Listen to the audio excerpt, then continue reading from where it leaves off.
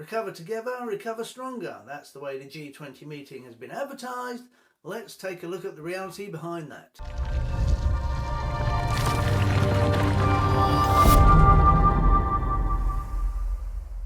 Two days of meetings between some of the most powerful men in the world, representing most of the population of the planet, is about to commence. But at least they're talking, even though the issues will be ongoing. First issue, Vladimir Putin. He won't be attending physically. He may attend one meeting via the internet. He has, however, sent a representative, Sergei Lavrov, to take his place. Russia says that it sees Putin's invite as nothing more than a trap anyway, stating that many of the Western leaders would simply boycott any meeting that he attended. So is this already more like the G19 and a half? Putin not being there doesn't necessarily ease all the tensions between many of the other countries anyway. As a bit of a sideshow, Anthony Albanese, the Australian Prime Minister, will be meeting Xi Jinping from China in a hope to break the trading deadlock that's been existent for a while now. One of the big issues will be the Ukraine-Russian war and the ongoing energy and financial crisis that it's causing.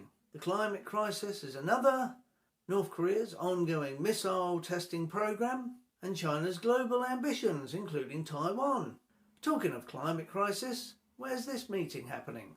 Well, they've already flown to COP27 and now they're off to fly around the world to Bali in Indonesia. Indonesia itself, of course, will be the centre of attention between the United States and China. The United States is one of Indonesia's most important global strategic partners, and China is also very important to Indonesia as they have been one of the top 2 investment countries for many years. So another important meeting will be that between Joe Biden and Xi Jinping. Both countries, the United States and China, have been big global players and in much competition over the past few years.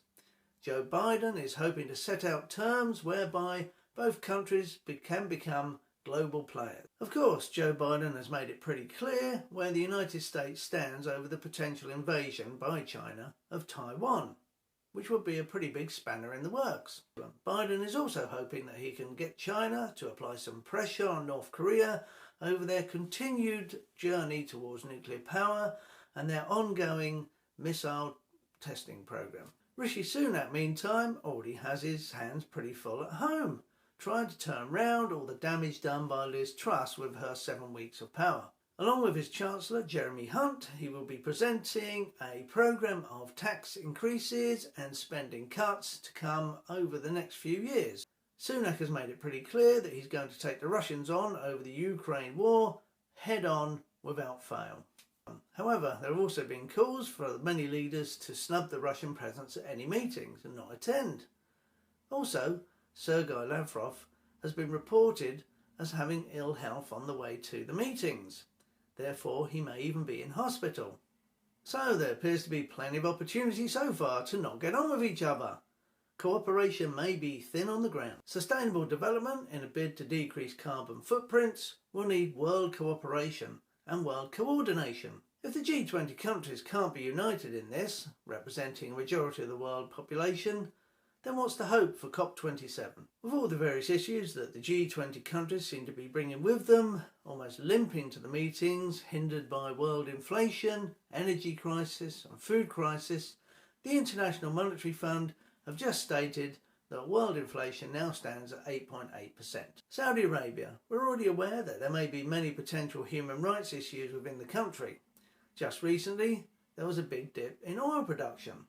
This was seen by many Western countries in support of Russia. Many have accused the Saudis of lessening the impact of sanctions. Again, this makes the meeting between the Saudis and any other, including Rishi Sunak of course, particularly difficult. With COP27 looking more like a cop-out and the weakening of commitments to the planet, what will the G20 meetings hold over the next few days? Thanks for watching. Hope you found that really interesting.